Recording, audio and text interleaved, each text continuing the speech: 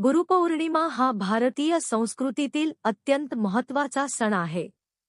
हा दिवस गुरूंप्रती आदर, कृतज्ञता आणि श्रद्धा व्यक्त करण्यासाठी साजरा केला जातो.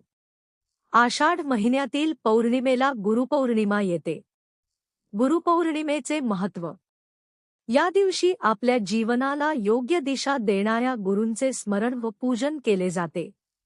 शिक्षण, ज्ञान, संस्कार आणि आध्यात्मिक मार्गदर्शन देणाऱ्या प्रत्येक व्यक्तीबद्दल कृतज्ञता व्यक्त करण्याचा हा दिवस आहे.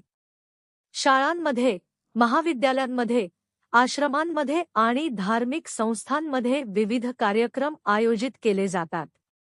व्यास पौर्णिमा. गुरुपौर्णिमेला महर्षी वेदव्यास यांची जयंतीही मानली जाते. त्यांनी महाभारत, पुराणे आणि वेदांचे संकलन केल्यामुळे त्यांना आदिगुरु मानले जाते. म्हणून गुरुपौर्णिमेला व्यास पौर्णिमा असेही म्हणतात. गुरुपौर्णिमेला काय करतात? गुरूंचे पूजन करून त्यांचा आशीर्वाद घेतात. गुरूंना फुले, फळे किंवा भेटवस्तू अर्पण करतात. आध्यात्मिक साधना, ध्यान आणि जप करतात.